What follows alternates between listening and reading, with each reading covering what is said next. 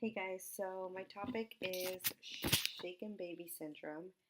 Um, and I filmed a little video of me teaching a single dad who brought his daughter for her second week checkup. And he expressed that he is concerned that she cries a lot. And he did state that he does sometimes become frustrated. Um, and I will be educating him on what shaken baby syndrome is and what can happen if it does occur, and some ways to prevent shaken baby syndrome. I would like to talk about shaken baby syndrome. Have you heard about that? Sounds familiar. Yeah.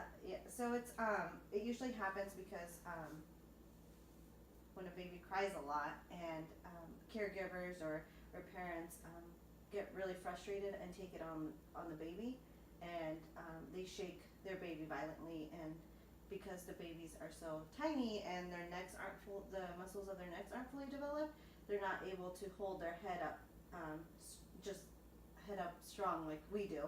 So it's really easy for them to get a head injury just from shaking them violently.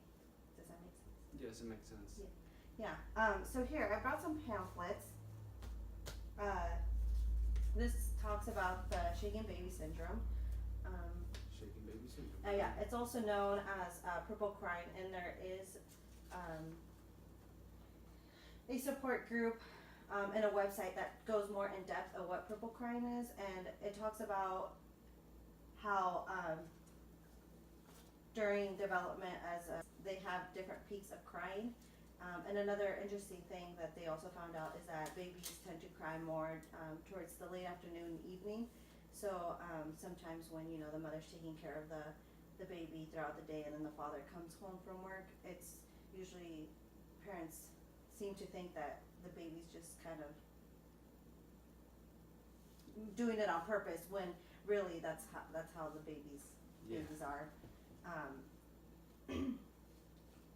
Do any other family, friends, babysitters take care of your daughter?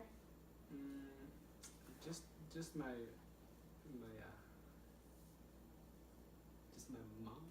Yeah, just me and her. Has she talked to you about the crying? Does she cry with her as much as she cries with you think? Yeah, the baby does crying with my mom too, yes. Yeah, okay, so it's also good, maybe if you could talk to your mom about this, and educate her about the risks and the damage it could cause. And right over here in the pamphlet, it has some ways to prevent for a parent or a caregiver to get frustrated and kind of take it out on the child. So like leaving the child alone in their crib, safe, and then taking a break while the baby's crying. It's okay if the baby cries in the crib with the door shut, as long as you're okay and your frustration kind of goes at ease, and then come back to your baby when you're ready. And then a couple other things here was there's a helpline that you can call, and they kind of walk through you through like the stressful moment, and they kind of try to calm you down, and also talk about what's going on. And then I really like this one that the pamphlet has, is make a good parent list, and I love my baby list. So you could do this prior, whenever you have time, and then when you're feeling that frustration, or you can go ahead and read what you wrote, and then kind of remind yourself how you feel about your baby and why you're a good parent, and that it's not a bad thing that you're leaving your child alone in the crib crying while you calm yourself down.